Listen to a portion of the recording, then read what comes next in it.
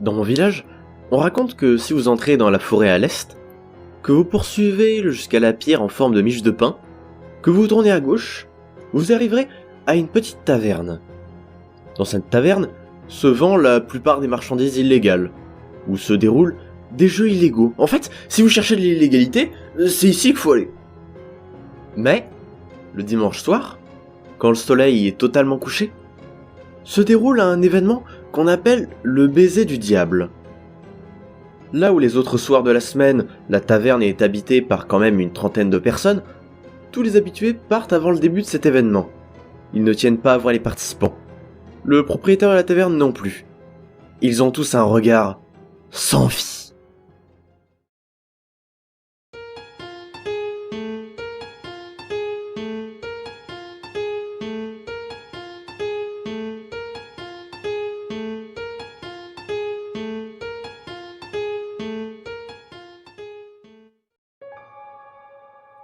Ces personnes sont assises autour d'une table ronde, où au milieu est placé un revolver à barillet de 6, dans lequel on a enlevé une balle. Nos 6 participants avaient préalablement décidé de l'ordre d'un jeu, au hasard, car ils allaient bientôt jouer à la roulette russe.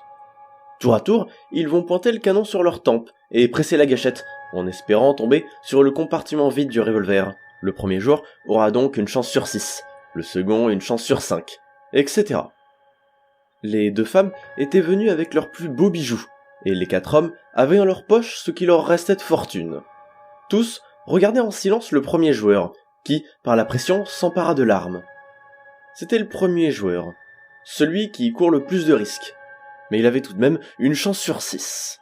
Cet homme se nommait Arthur Satyr. Arthur Satyr était un homme mal rasé et mal habillé, mais on pouvait deviner à ses habits que ce n'était pas un sans-abri. À vrai dire, c'était même le plus riche des participants. C'est une série de drames et de mauvaises décisions qui l'avaient amené ici. Il avait tout d'abord perdu son entreprise, à cause de mauvais placements financiers. Il avait ensuite perdu sa réputation, en ayant côtoyé plusieurs personnes haut placées, maintenant en prison pour fraude ou vol de millions d'euros. Il avait fini, un jour, par abandonner ses 2 filles en prétextant aller acheter des cigarettes. Il errait maintenant les villes, en vivant sur ses économies, se faisant violer et violenter au passage par des ivrognes. S'il était ici aujourd'hui, le pistolet braqué sur sa tempe, c'était pour tout recommencer. Recommencer son entreprise, sa crédibilité, revenir auprès de sa famille en balbutiant quelques excuses. Et le baiser du diable était selon cet homme le seul moyen pour lui de récupérer un tout petit peu d'argent. Tout ce qu'il voulait, c'était un peu d'argent. En effet, c'était le plus riche de tous les participants, mais en parallèle, c'était celui qui avait le moins de raison d'être ici. Il reprit son souffle, une dernière fois avant de... Le revolver tomba à terre, en même temps que le cadavre du pauvre Arthur. Ce revolver fut ramassé par Iris Bae, la seconde participante. Iris était une vieille femme d'une 60aine d'années. Contrairement à Arthur, elle n'a jamais connu la joie de vivre. Elle était dans la misère et n'en était jamais sortie. Depuis ses 10 ans, elle se prostituait pour gagner quelques piécettes qui lui permettaient de survivre dans ce monde hostile. Elle était néanmoins née avec un atout, sa beauté. En effet, elle avait été, dans sa jeunesse, très belle, si belle que sa clientèle se bousculait pour la voir. Mais la beauté est éphémère, et petit à petit, elle perdit son seul atout. Et la vieille femme qu'elle était devenue n'était maintenant plus apte à pouvoir subvenir à ses propres besoins. Elle était rassurée de voir autour d'elle des gens plus fortunés. Et avec cette pensée, elle enfoura le canon dans sa bouche pour... Un homme se leva en entendant la détonation. C'était le 3e participant, qui répondait au nom de Julien Drague.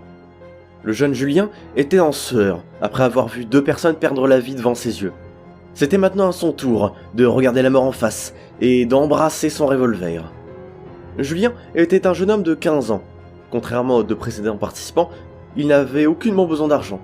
Sa famille gagnait très bien leur vie. Et il n'avait jamais manqué de rien.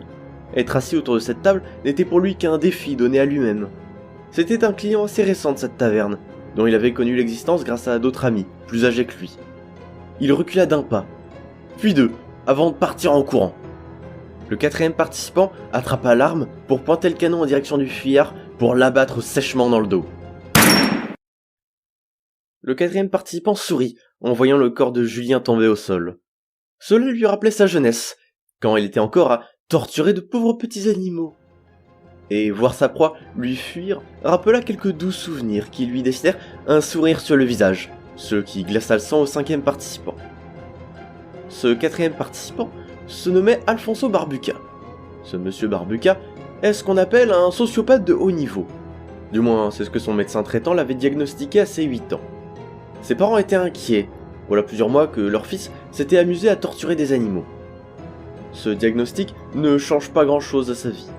Il a pris des animaux, de plus en plus gros, se creusant la tête pour faire durer de plus en plus la douleur, à un point que ce qui le gênait n'était plus l'odeur des cadavres dans son jardin, mais les cris d'animaux. Sa réputation n'était plus à faire dans ce petit village où il vivait. La police n'attendait qu'une seule chose pour le mettre derrière les verrous. C'était une raison. Il était très doué pour cacher les corps des animaux qui l'attaquaient. Et entendre des aboiements et sentir la mort ne suffisait pas à une peine de prison.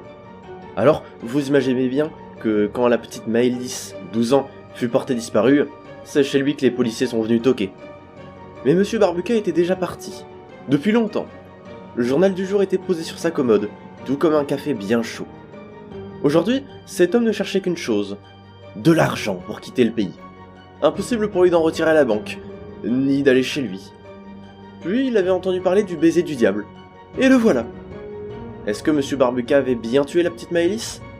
Peut-être. Aucun corps n'a jamais été retrouvé. Celui qui sera retrouvé, c'est monsieur Barbuca. Avec un énorme trou dans la tête. C'était déjà au tour du cinquième joueur. Ce cinquième joueur était très différent des autres ordures que nous avions pu voir avant lui. Nous avions eu un homme d'affaires lâche, une prostituée narcissique, un jeune con et un détraqué mental. Il se nomme Fabien Grisâtre. C'était un homme d'une trentaine d'années. Il portait une coupe de cheveux assez banale et une moustache. Ses cheveux étaient marrons et ses yeux noirs. Sa brioche faisait deviner que ce n'était pas un fanat de sport. Fabien prit l'arme qui avait déjà pris la vie de 4 personnes aujourd'hui. Après l'avoir longuement regardée, il la pointe sur la 6e joueuse, une jolie jeune fille rousse d'une vingtaine d'années. Une goutte de sueur coula sur son front, en voyant la jeune fille garder son calme. Là où les premiers joueurs avaient plus de chances de mourir que de survivre, les deux rivaux avaient chacun une chance sur 2 de survivre. Ils étaient à égalité. Fabien Grisâtre est né dans une famille moyenne. Ses parents semblaient toujours aimants. Mais, depuis toujours, il a dans son cœur un manque. Il lui manquait quelque chose. Quand il s'est marié, il lui manquait aussi quelque chose. Quand sa fille est née aussi, il semblait ne jamais être comblé. Néanmoins, il fut comblé un jour, quand il vit sa fille se faire violer par un inconnu dans la rue. Il les avait vus dans une ruelle, Maëlys, sa fille de 12 ans, se faire violer par ce jeune homme de 19 ans. Mais également, il n'a pas eu la réaction d'un père. Il n'éprouvait aucun dégoût envers cet acte, ni de la colère envers l'agresseur. Il ne ressentait que de l'excitation. Oui, c'était ce genre d'homme. Passé le fou rire de l'instant, il eut honte, très honte. Car aujourd'hui, Maëlys, sa fille, était morte. Doucement, il baissa son bras, pour, à son tour, placer l'arme sur son crâne, priant pour qu'il tombe sur la balle et que la jeune fille qu'il avait précédemment menacée s'en sorte. Sa prière fut exaucée. La jeune fille se leva et ria autant que ses poumons le lui permettaient. Un air malveillant se dessina sur son visage, comme si, au-delà d'avoir gagné, c'était la mort des 5 autres qui la réjouissait. Cette 6e participante se nommait Héloïse Kama. Héloïse était une jolie jeune femme rousse, de 22 ans. Elle vit plutôt bien dans un appartement 3 pièces. Malgré son charme, elle n'avait jamais été en couple. Vous savez, l'être humain est un animal social. Celui qui survit dans un film d'horreur, par exemple, ce n'est ni le plus fort, ni le plus intelligent. C'est celui qui comprend le plus les autres. Celui qui est capable de ressentir et comprendre sa peur. Et Mademoiselle Kama était entourée d'une aura malfaisante. On se sentait mal à l'aise à côté d'elle. On avait l'impression que le moindre sourire ou le moindre mouvement qu'elle faisait était faux et cachait quelque chose de terrible. En réalité, Mademoiselle Kama n'était là que pour son bon plaisir. Elle avait déjà participé à 19 baisers du diable. C'était son 20e ce soir. Elle aimait défier la mort et dévoiler aux autres sa chance insolente. Elle n'avait jamais triché, pas une seule fois. Ce n'était que de la chance. 19 fois d'affilée, et maintenant 20.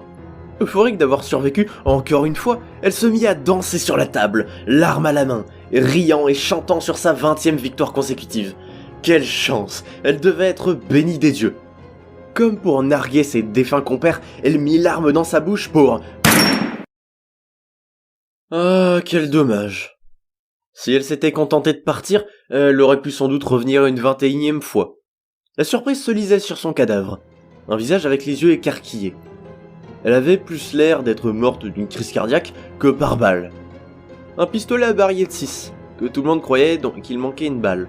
Ou plutôt qu'il devait y manquer une balle. D'ailleurs, ça me rappelle les dires d'un sage.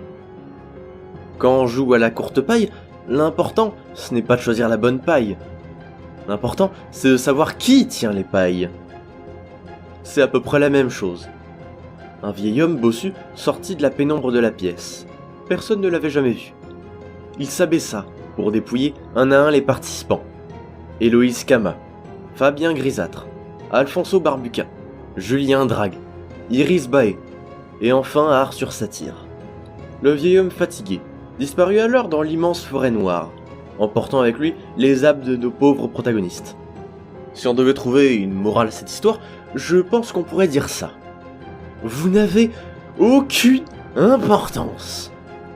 Vous en êtes peut-être bien sorti jusqu'ici, mais tôt ou tard, votre voisin de table vous passera l'arme qui scellera votre destin.